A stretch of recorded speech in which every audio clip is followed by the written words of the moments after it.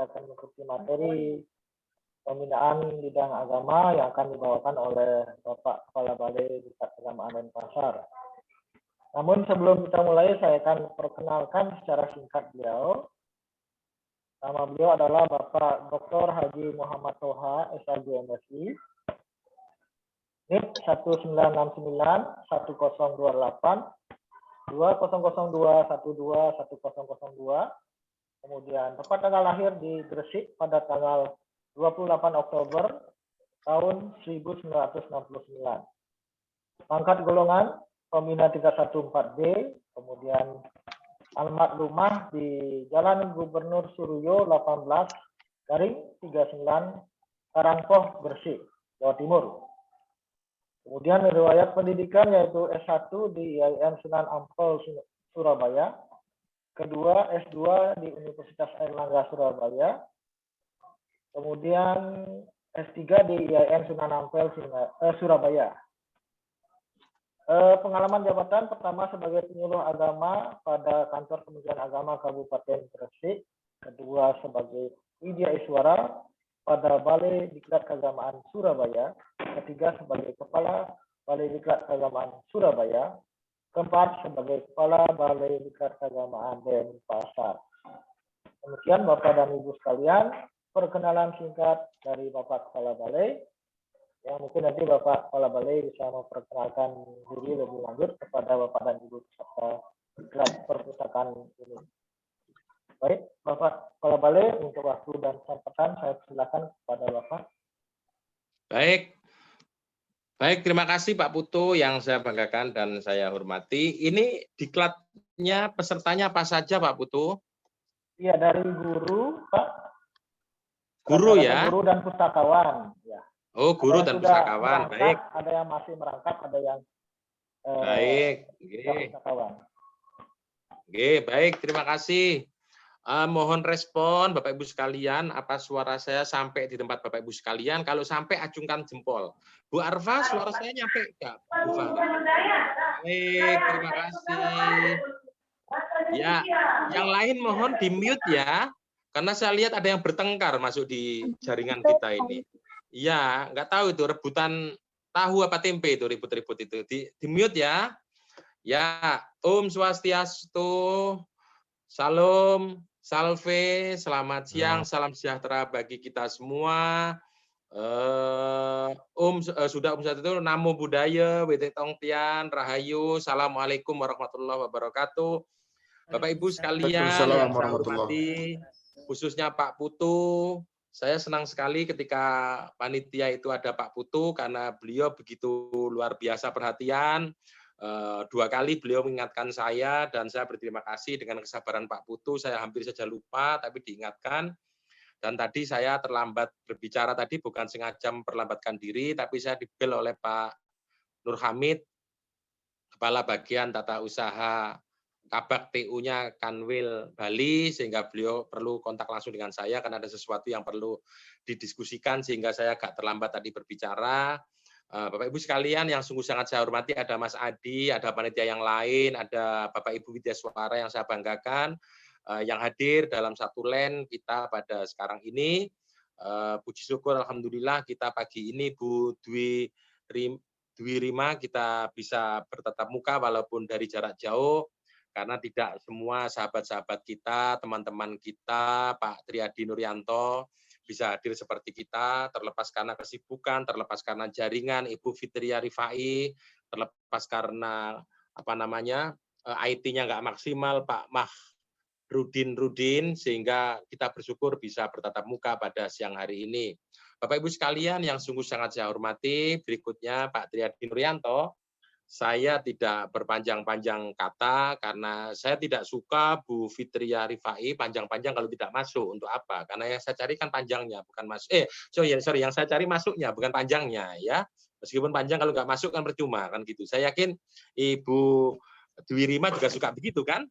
Jadi nggak usah panjang-panjang, yang penting masuk. Suka dia Bu, Pak. Betul kan, Pak Mahrudin? Bener kan? Betul ya. Paling suka. Ya, jadi masuknya yang paling penting gitu. Meskipun panjang kalau nggak masuk percuma kan gitu kan. Bapak Ibu sekalian yang sangat saya hormati. Bapak Ibu sekalian yang saya hormati, Pak Humaydi, sahabat saya yang saya hormati pula. Jadi saya sering dikritik orang gitu Pak Zainal, katanya itu Pak Toha kalau bicara itu nggak ilmiah gitu. Nah, kenapa nggak ilmiah? Orang bicara katanya Pak Zainal sambil tertawa-tertawa. Oh jadi ilmiah itu nggak boleh tersenyum, nggak boleh tertawa gitu. Jadi ilmiah itu harus melotot matanya, tegang banget gitu. Kalau kriteria itu ilmiah itu melotot, Ibu Maisaro paling ilmiah itu orang buang air besar, itu paling ilmiah itu kan ya. Maka kita mengalir saja, tapi yang penting sampai kan gitu kan. Nah, kita berakhir jam berapa ini Bu Yastati? Jam berapa kita berakhir?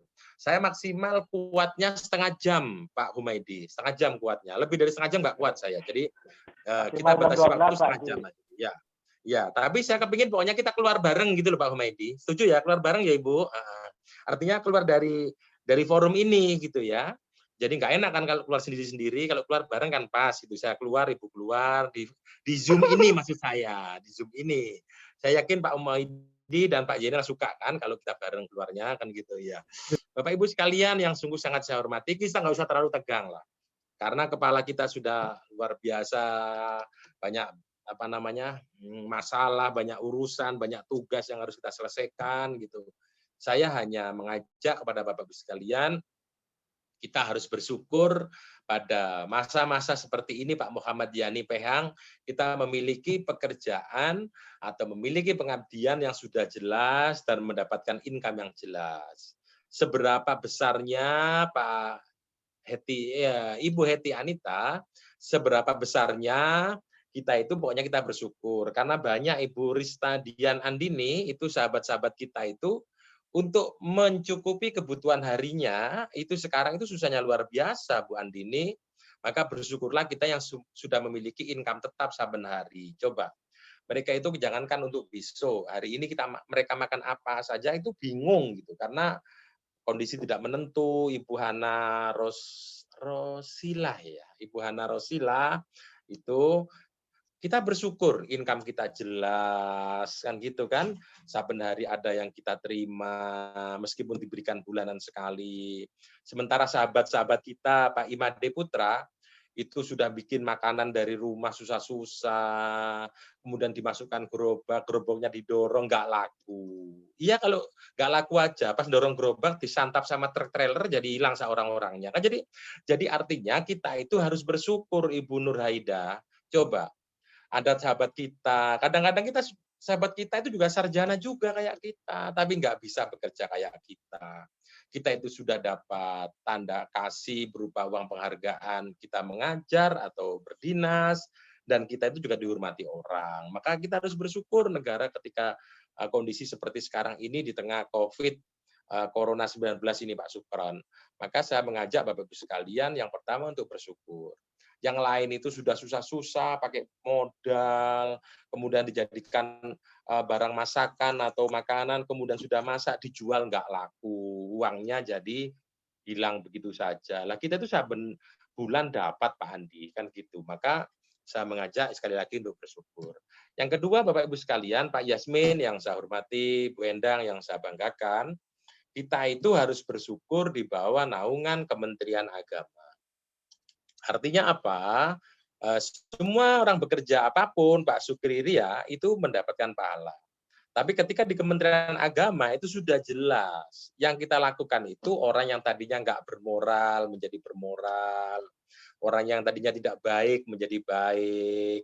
Orang yang tadinya itu tidak setia kawan menjadi setia kawan. Jadi pekerjaan kita itu pekerjaan yang merubah karakter seseorang meskipun ada pendapat yang mengatakan Pak Sukri Ria katanya karakter itu nggak bisa dirubah.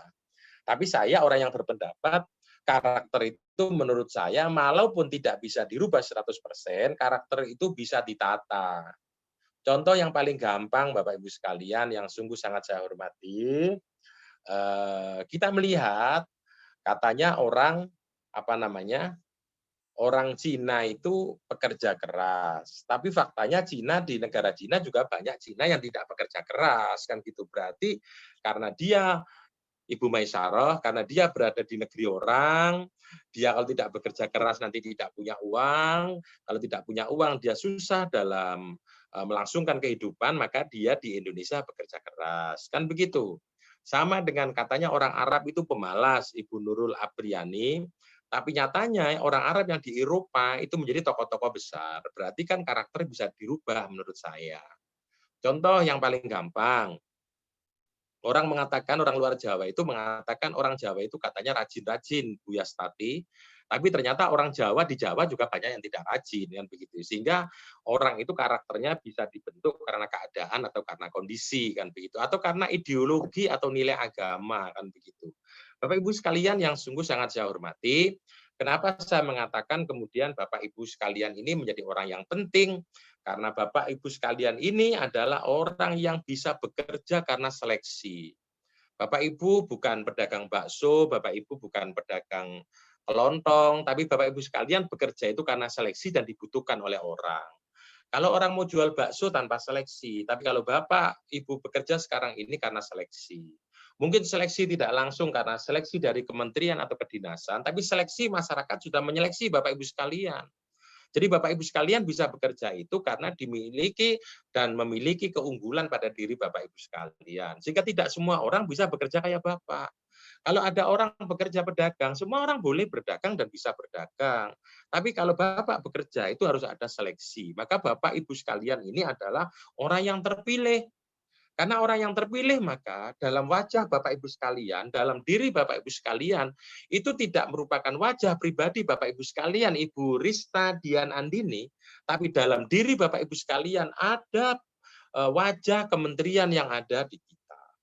Jadi kalau Bapak Ibu sekalian bekerja jelek, maka kementerian ikut jelek.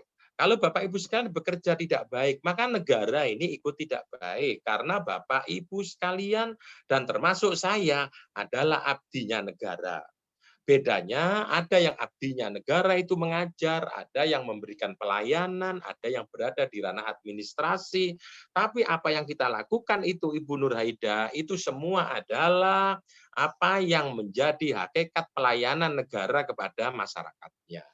Jadi kalau Bapak Ibu sekalian pelayanannya jelek, maka negara ini dianggap jelek. Maka Bapak Ibu sekalian yang pertama saya mengajak pada Bapak Ibu sekalian, kita harus sadar bahwa kita sekarang ini menjadi abdi negara, pelayan masyarakat di negara Republik Indonesia. Kenapa kok sampai saya ngomong berada di negara Republik Indonesia? Dulu Ibu Heti Anida, Ibu Anita ya, bukan Anita, Anita, ketika seorang menjadi amtenar, seorang menjadi pegawai zaman Belanda, Pak Zainal, dia tidak memiliki kewajiban untuk memberikan pelayanan kepada masyarakat. Karena dia diangkat untuk menjadi abdinya penjajah Belanda, bagaimana dia mendapatkan masukan yang sebanyak-banyaknya dari materi itu untuk disetorkan kepada penjajah.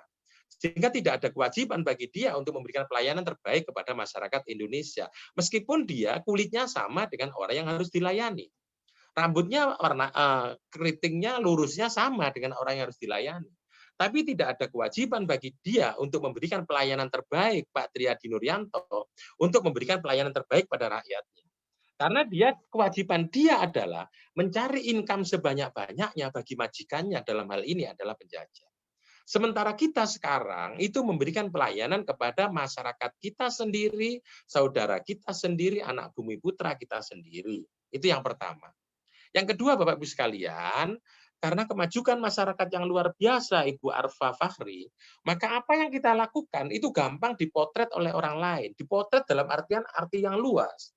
Dipotret itu bisa di video, dipotret bisa dicatat, dipotret itu bisa dilaporkan, sehingga nanti kualitas pelayanan kita itu dianggap kurang berkinerja, dianggap jelek, akhirnya nanti itu berekses pada kita. Maka karena masyarakat sudah demikian cerdas dan pintarnya Ibu Eva Verina Azwar, maka saya mengajak pada Bapak Ibu sekalian, apa yang kita lakukan itu harus betul-betul kita jaga, karena masyarakat itu untuk mempermasalahkan kita, sekarang salurannya terbuka seluas-luasnya untuk menilai kita. Maka kemudian Bapak Ibu sekalian, patuhi aturan, laksanakan tugas dengan baik, sehingga nanti kualitas pekerjaan Bapak Ibu sekalian itu sesuai dengan apa yang dimaui oleh pemerintah Republik tercinta ini. Bapak Ibu sekalian, berikutnya yang perlu saya sampaikan adalah sekarang ini ketika masyarakat ini untuk mencari income dan pendapatan di masa corona ini susah. Para pedagang juga susah, para pekerja juga susah, maka yang menjadi sasaran itu adalah selalu kita. Orang yang memiliki income tetap itu selalu diolok oleh mereka. Enak kamu, saben bulan sudah dapat income jelas. Lah kalau kita kan begitu. Maka kemudian itulah kita tunjukkan kualitas kita dengan sebaik-baiknya. Kita tidak usah ribut dengan bagaimana penilaian terhadap diri kita, tapi yakinlah bahwa kita lakukan tugas yang terbaik itu kemudian nanti berekses baik terhadap negara. Negara kadang-kadang terlalu over, kepingin bagaimana mengawasi masyarakatnya. Tapi hebatnya masyarakat kita kadang-kadang lebih pintar daripada negara. Contoh yang paling baik, bukan paling baik, yang paling gampang menurut saya. Contoh yang paling gampang. Sekarang ada laporan kinerja misalkan, laporan kinerja. Orang harus membuat laporan kinerja. Zaman saya dulu laporan kinerja harus dibikin laporan kinerja harian, sehingga saben hari harus membuat laporan kinerja setiap hari, sekurang-kurangnya minimal 1 lembar. Itu kalau orang pinter ngarang, sehari bisa bikin 5 lembar. Padahal antara yang dibikin laporan itu dengan yang dilaksanakan tidak sama. Laporan yang tertulis baik-baiknya luar biasa, padahal saben hari di belakang kantor main catur saja. Ini sering terjadi. Laporannya bagus-bagus. Bahkan karena orang Indonesia paling pinter ngarang-ngarang bikin laporan, laporan sebulan sebelumnya sudah jadi semua. Padahal yang dilakukan nggak sama. Jadi laporannya bagus-bagus, pelaksanaannya nggak ada yang bagus. Inilah namanya membohongi negara. Negara ini ruginya luar biasa. Coba, satu orang bikin laporan 1 hari, Bapak Ibu sekalian, itu 1 halaman. Itu kalau orangnya biasa-biasa. Tapi kalau orangnya pinter ngarang, bikin laporan 1 hari sampai 5 halaman. Padahal antara laporan dan pelaksanaan tidak sama. Masa hanya urusan ngarang saja buang uang begitu besar. 1 orang katakan 1 halaman.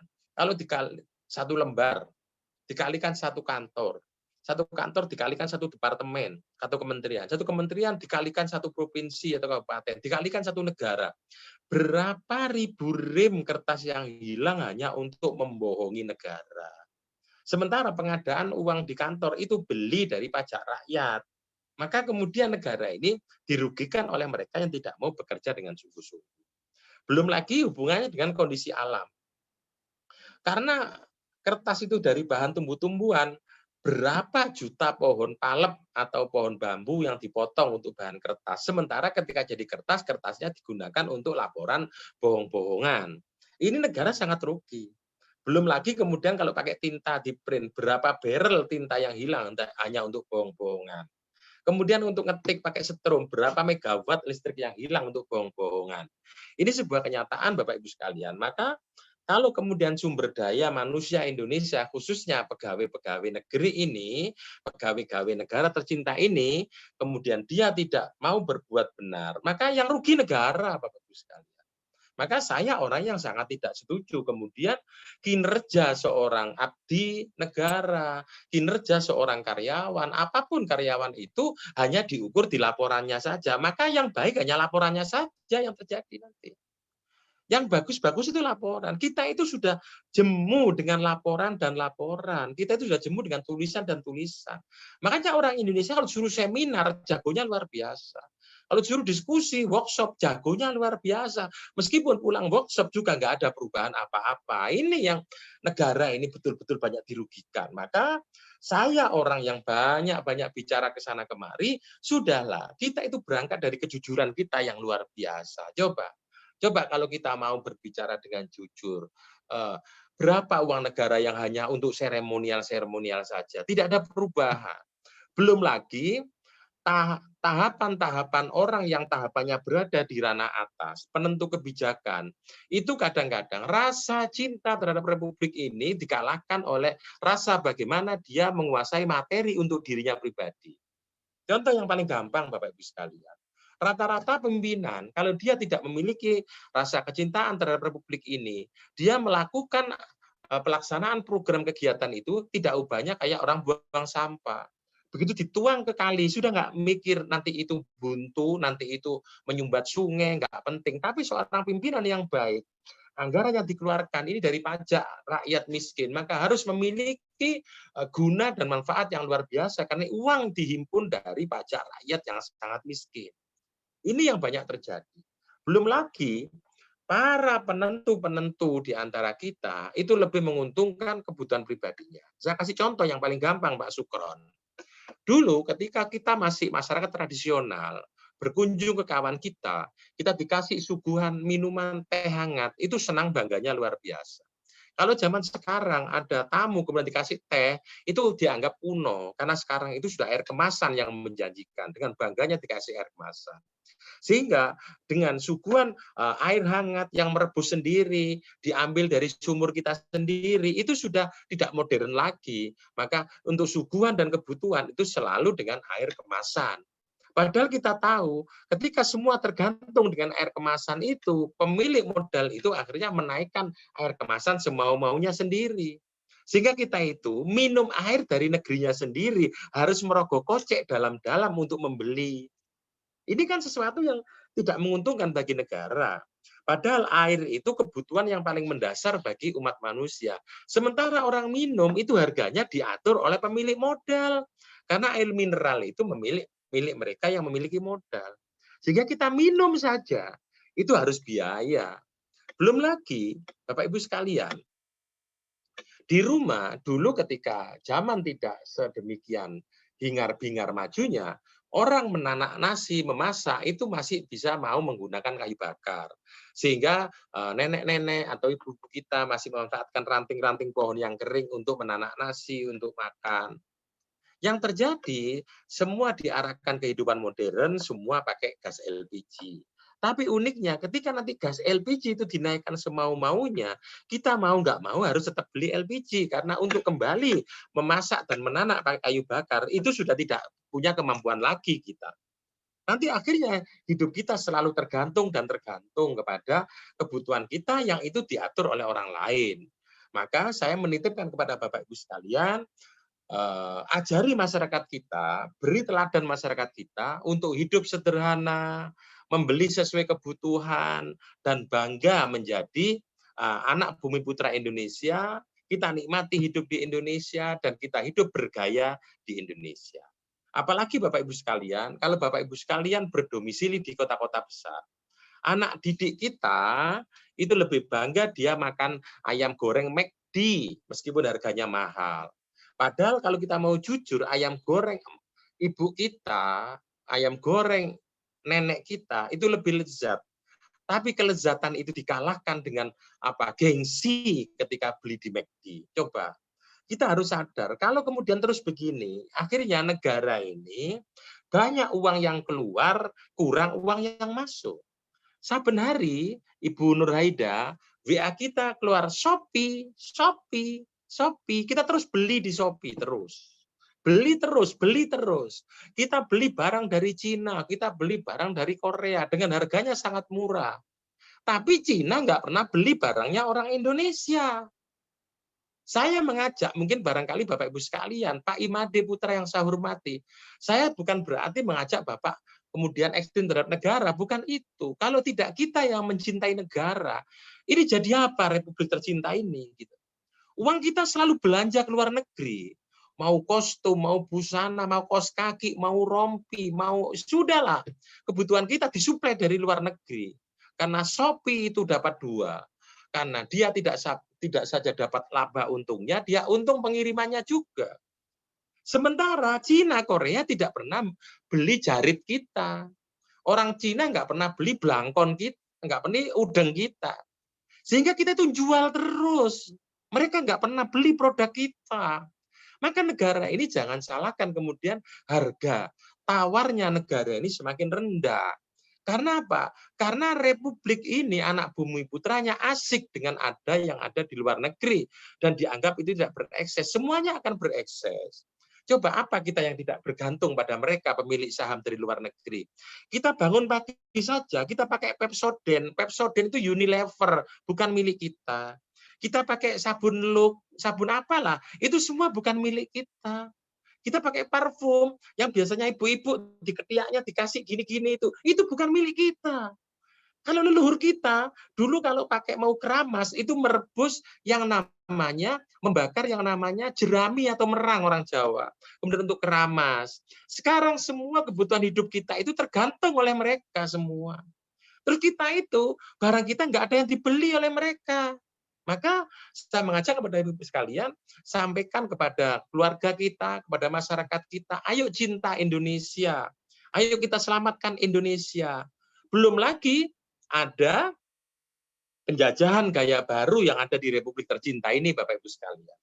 Bapak Ibu sekalian, coba saya kasih cerita Bapak Ibu sekalian. Kalau Bapak Ibu sekalian melihat foto-foto dulu, kalau sekarang kan ada fotonya Pak Jokowi, ada fotonya Kiai Ma'ruf, kemudian di atasnya ada foto burung Garuda. Zaman Orde Lama, kalau ada fotonya Bung Karno, tidak ada fotonya Bung Hatta. Kenapa? Karena pada tahun 1956, Bung Hatta itu mundur sebagai wakil presiden. Tapi kendatipun Bung Hatta itu mundur sebagai wakil presiden, nggak pernah ada Bung Hatta gembosi Bung Karno, nggak pernah ada. Karena dua orang ini, Dwi Tunggal ini, sama-sama cinta yang luar biasa kepada Republik tercinta itu. Kalau di Indonesia, ada orang masuk dalam partai tertentu, kemudian dikeluarkan partai yang lain, mesti dia akan mengolok-olok partai yang lalu. Di Indonesia coba, seorang ASN kadang-kadang malah menaburkan berita hoak kemana-mana. Seorang ASN menjelek-jelekan pemerintahnya sendiri. Saya bukan Pak Yasmin, bukan berarti saya pendukung partai ini atau presiden ini, tidak. Saya mengajak orang untuk sadar bahwa kita inilah yang harus menyelamatkan negeri. Coba, sebuah pemilu itu kan hanya 5 tahun sekali. Kenapa? Pemilu 5 tahun sekali, bermusuhnya sampai 10 tahun belum selesai. Yang paling gampang, 01, 02 nyalon presiden. Dan kedua-duanya ketika nyalon, satu jadi, satu tidak. Akhirnya yang kalah direkrut menjadi menteri. Berarti kan 01, 02 menjadi satu. Tapi pendukungnya sampai hari ini masih belum sapa-sapaan. Kok goblok banget, kan gitu.